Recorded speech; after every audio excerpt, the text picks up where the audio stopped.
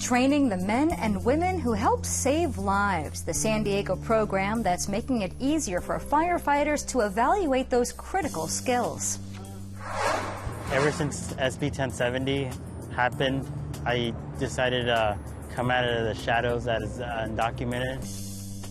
The dreamers who are trying to harness the power of first-time voters, how they will make a difference in the race for the White House. Glockenspiel. Glockenspiel. Glockenspiel.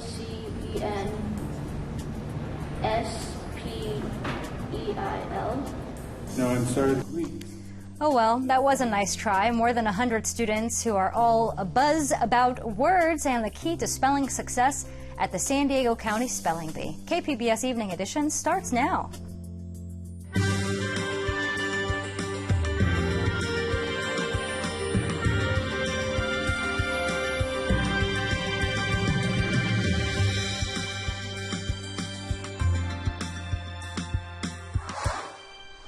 Good evening and thanks for joining us. I'm Maya Trabolsi. The latest on the presidential campaign trail.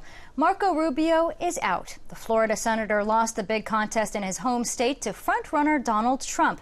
About an hour ago, he dropped out of the presidential race. In his speech announcing the end of his candidacy, Rubio asked Americans not to give in to the fear.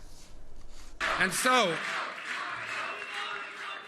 while it is not God's plan that I be president in 2016 or maybe ever, and while today my campaign is suspended, the fact that I've even come this far is evidence of how special America truly is. And all the reason more why we must do all we can to ensure that this nation remains a special place. I ask the American people, do not give in to the fear. Do not give in to the frustration.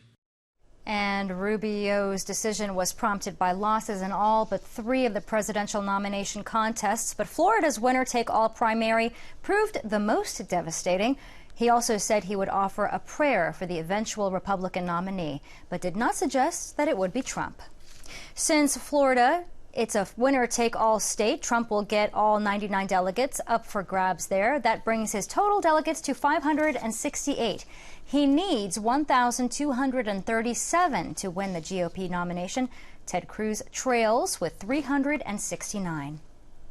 It's his first of the primary season. Ohio Governor John Kasich takes a win in his home state, picking up all 66 of those delegates. Kasich entered the GOP presidential race as an underdog, but surged to prominence after he secured second place in New Hampshire's primary last month. Kasich remains in last place, however, behind Cruz. And on the Democratic side, Hillary Clinton wins Florida, North Carolina, and Ohio tonight, widening her lead against Bernie Sanders. Her win in Ohio was a particular relief for her campaign, which grew anxious after her rival pulled off a surprising win last week in Michigan. Clinton has more than 1,000 pledged delegates to Sanders' 656.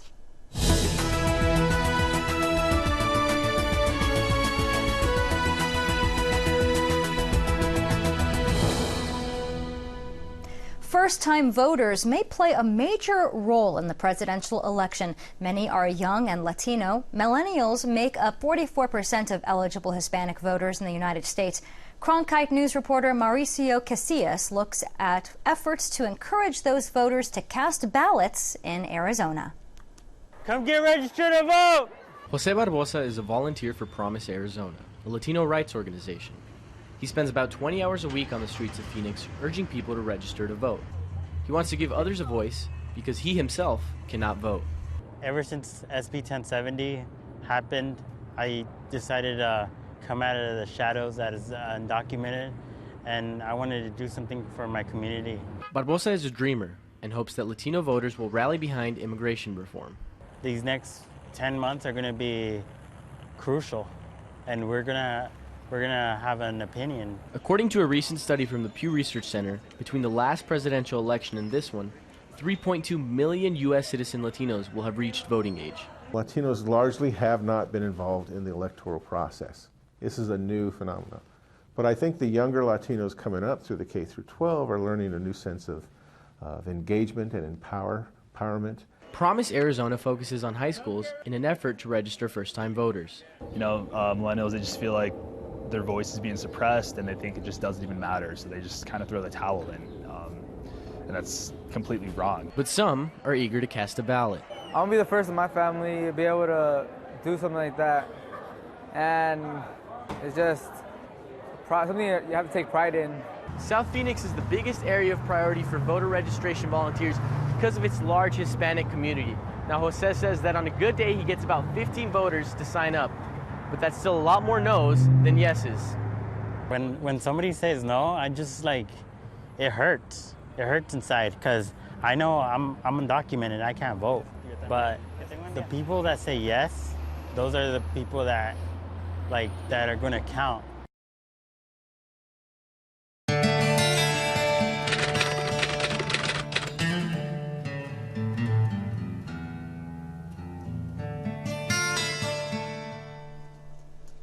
One of the top Latino lawmakers on Capitol Hill hails from the California delegation.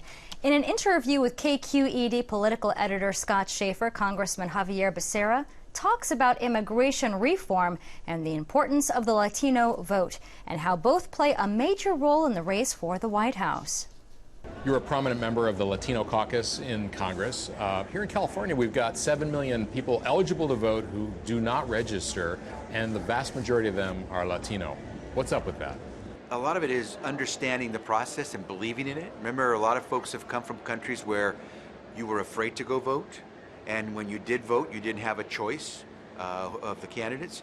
A lot of people have never really been incorporated into our process well. We've got 2 leading Republicans running for president. We're both Cuban American, Senator Cruz, Senator Rubio, both Latino, and yet they seem to be fighting over who has the strongest anti-immigrant credentials. What do you make of that? This is America. I think it's, in one respect, showing that simply because you're Latino doesn't mean that's the only thing you care about and the only way you'll vote. At the same time, I think it also shows that voters becoming more discerning within the Latino community, and simply because you have a last name that says you're Latino doesn't mean you're going to automatically gain the vote of the Latino community. Most people feel that in order for the Republicans to win the White House, they've got to get at least 30% of the Latino vote. Well, if the Republican nominee for president garners 30% of the Latino vote this November, Hillary Clinton is our president. You cannot survive and lose by losing 70% of the vote of the fastest growing electorate in America. Most people feel it's unlikely that the Democrats are going to take back the House, at least until maybe 2020-22. That means you're going to be in the minority for a while. What can you get done as a minority member of Congress? So, Scott, I think the conventional wisdom was that it'd be tough for Democrats to win back the House. More likely, people say, to win back the Senate, the 5 seats or so that we would need. We need 30 seats in the House. But I must tell you, the way Republicans have sucker punched the middle class and the way these Republican candidates for president have talked about people who work very hard and try to build this country, there's going to be some heavy wind blowing. And I think if it gets underneath the wings of Democrats who are running for office, I believe there's a very good chance that we could see not just the White House stay in Democratic hands, but Congress also flip and go back to Democratic majority rule. I know that you thought about running for the U.S. Senate this time around.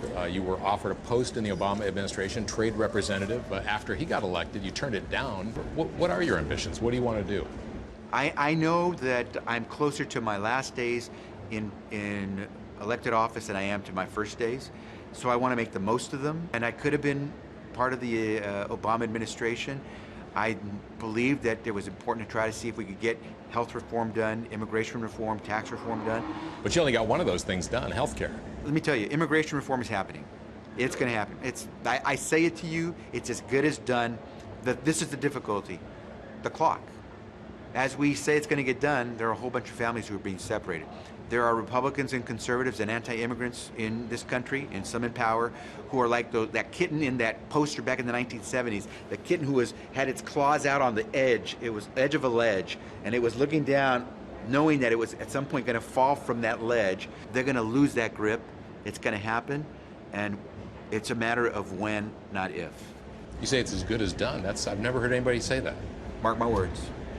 My dad was born in the U.S., But he is essentially an immigrant because he was raised in Tijuana in Mexico. His parents, my grandparents, would essentially work the fields of California. They picked every crop you can think of. My dad did as well. My dad, as a young man, would tell me the stories of the signs outside restaurants that said no dogs or Mexicans allowed. So a man who couldn't walk into a restaurant got to walk into the White House to meet the President of the United States. And that was Congressman Xavier Becerra talking with KQED's political editor Scott Schaefer. Our coverage on the presidential contests continues in less than 30 minutes with PBS NewsHour. That starts at 7 o'clock here on KPBS. The White House continues to normalize U.S.-Cuba relations. Officials announced today President Obama has eliminated the ban on Cuban access to the international banking system that allows sending and receiving money to Cuba. The announcement also allows some Cuban citizens, like athletes and artists, to earn salaries in the U.S., and it allows Americans to take educational trips to Cuba on their own without tour groups. The announcement comes 5 days ahead of the first presidential trip to Havana in nearly 90 years. The former U.S. political prisoner in Cuba, Alan Gross, is urging Congress to lift the embargo on the island nation. If the U.S. wants the government of Cuba to get out of the way of the island's emerging private sector, then the U.S. government also needs to get out of the way. Congress needs to grow a pair, cry me a river, build me a bridge, and get over the failure of the embargo by lifting it. Gross was a contractor who was taken prisoner in 2009 while he was working on a pilot project to establish broadband connectivity to several communities in Cuba. The giant pension fund for California government employees has joined a legal fight against Volkswagen over the company's diesel emissions scandal. The lawsuit filed by investors from 14 countries is seeking nearly $4 billion in damages. According to legal papers, Volkswagen failed to inform investors in a timely way about the troubles with diesel cars. The German company is also being sued by U.S. authorities. More than 600,000 cars equipped with software that defeated diesel emissions tests. Some 11 million cars worldwide are affected. CBS plans to sell its radio division. The LA Times reports Les Moonves, the company's chief executive, made the announcement during the company's investor day. He says CBS is exploring strategic options. CBS Radio launched in 1928 and consists of 117 stations, including 2 in San Diego, and reaching about 70 million listeners each week. The NFL is acknowledging for the first time that the brain disease CTE is linked to football. In a congressional committee discussion on concussions on Monday, Jeff Miller, the league's senior vice president for health and safety, answered questions about the link. Mr. Miller, do you think there is a link between football and degenerative brain disorders like CTE? Well, certainly, Dr. McKee's research shows that a number of retired NFL players were diagnosed with CTE. So the answer to that question is certainly yes, but there's also a number of questions that come with that. And Miller is referencing the work of Boston University neuropathologist Dr. Ann McKee there, who has found CTE in the brains of 90 former pro football players, including Chargers Hall of Famer Junior Seau. The question, he says, is what we now do with that information.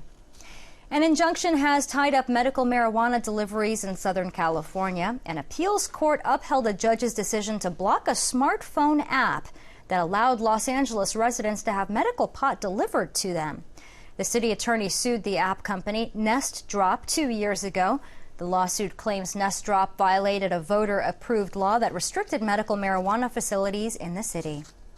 A new collaboration will allow firefighters and new recruits to avoid traveling outside San Diego County for training. KPBS reporter Steve Walsh shows us the key skills that they need to help save lives and homes. Until recently, fire candidates would have to travel to Orange County or as far away as Sacramento to take the physical test required by nearly every fire department in California.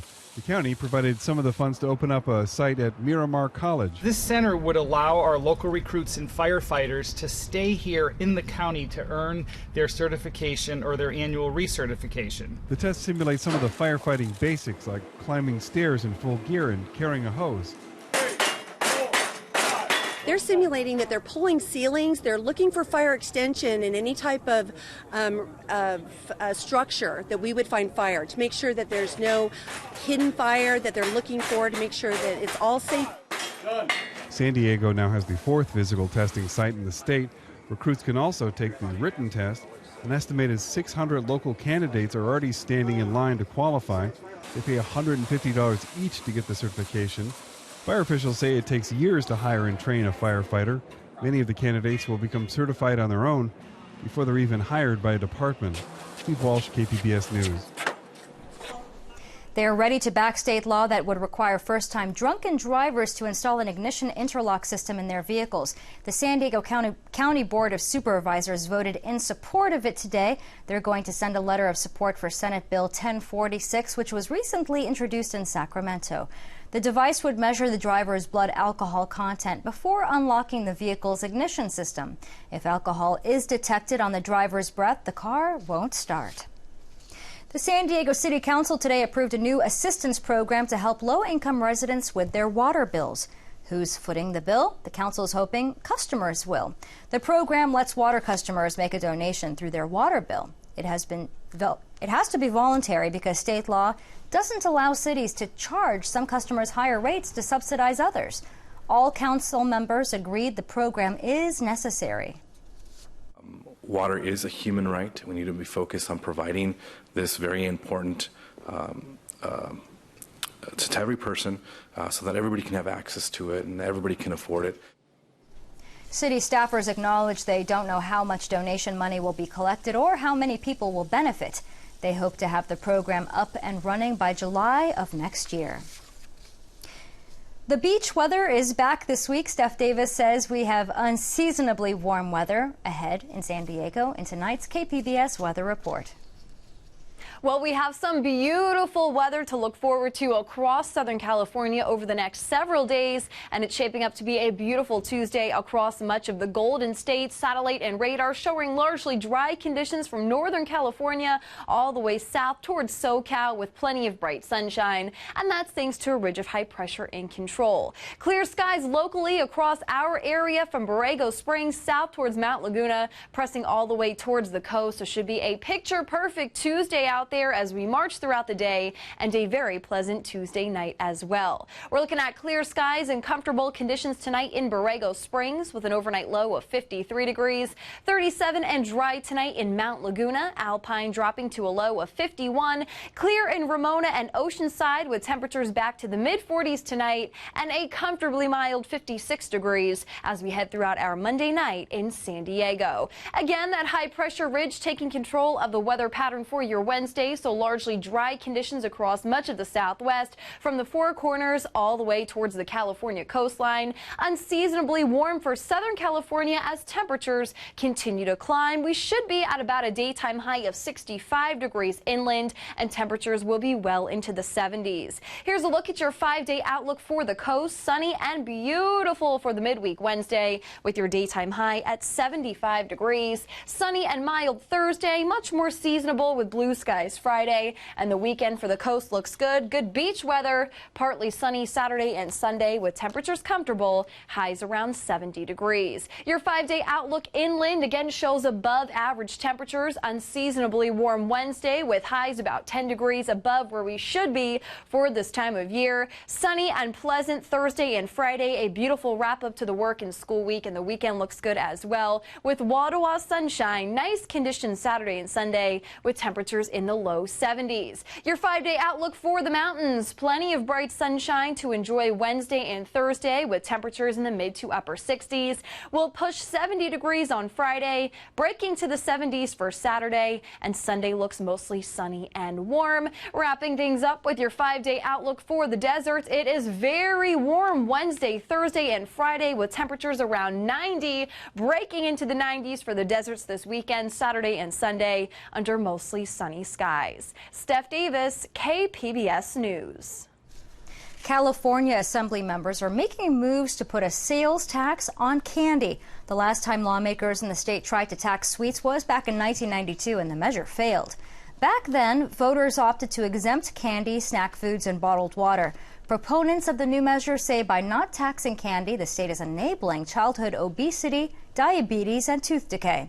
They hope to get the measure on the 2018 ballot.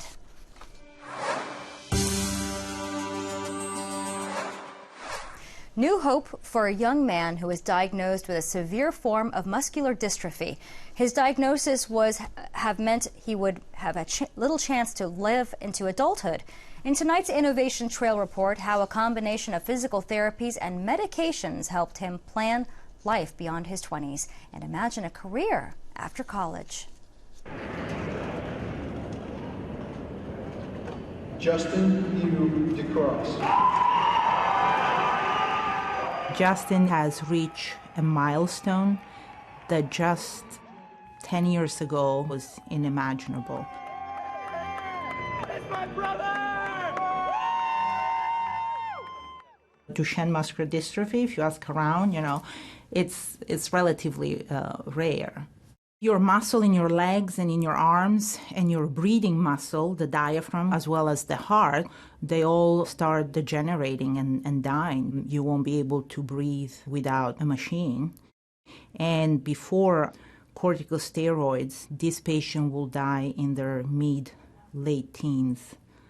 Justin strikes me as a person that just deals with the facts of life, and he has accepted whatever limitation this disease has given him. And I think that's kind of an engineer approach, right? I have a problem, let's figure it out. When I was little, I got my first electric wheelchair around, I think, 9 years old. And from that point on, I was just fascinated with mechanical aspects of things. I've been thinking about this for a while. I have a really hard time with handicap accessible doors. There's a small button you have to press, usually at a height I can't reach. With my expertise, I could come up with some type of prototype with a universal remote that opens doors to public buildings. The technology is out there for it. In the company environment, I can bring a different perspective, a different point of view, and I live that every day. I live depending on technology that has to work, that had to be designed by an engineer. This Innovation Trail report was made possible by the Corporation for Public Broadcasting. Comic-Con organizers will soon start beta testing a new video-on-demand platform and are asking for feedback from fans. The service is called Comic-Con HQ, and it could offer more access to panels and other content. Fans will have access to test the site starting in May. Comic-Con is partnering with Lionsgate for the subscription service. All right, drop the beat.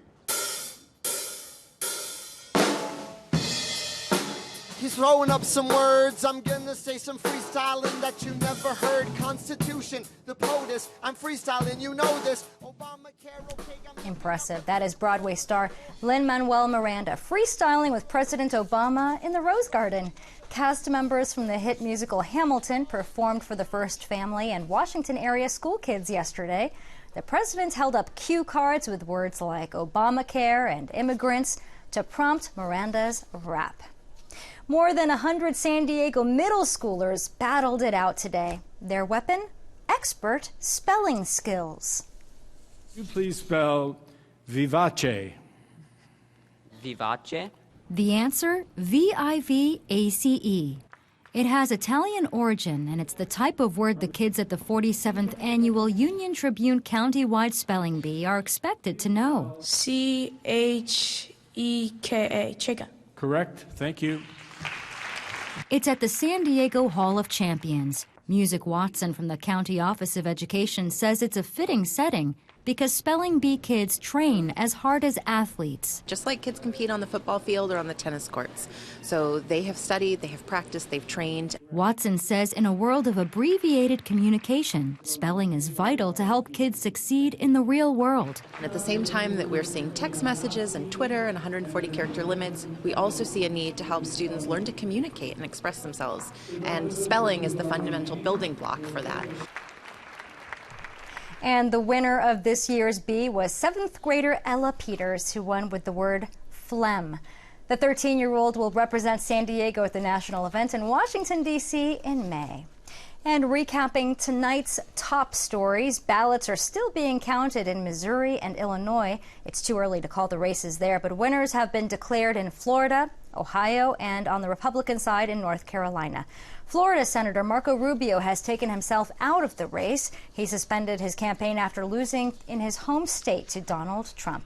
In his concession speech, he urged the American public not to give in to fear. So far, the big winners tonight are Hillary Clinton and Donald Trump. Clinton won Florida, North Carolina, and Ohio, picking up nearly 250 delegates tonight, while Trump picked up 99 delegates for his win in Florida. Clinton's win in Ohio was a particular relief for her campaign, which grew anxious after her rival pulled off a surprising win last week in Michigan, while Trump's win in Florida was a death blow to Rubio's campaign. We'll have more on the presidential contests on the PBS NewsHour, and that starts in just a few minutes. And here's a look at what we're working on for tomorrow in the KPBS newsroom. Coming up on Morning Edition, local elections generate almost no attention, but their results have major effects on our lives. The local contests that voters can have a big influence on. And on Midday Edition, how can our community help former inmates make decent lives for themselves back in society? The new award-winning film is presenting that issue, and that's tomorrow on KPBS Radio. And as always, you can find tonight's stories on our website, kpbs.org/evening edition. Thank you for joining us. Have a great evening. Good night.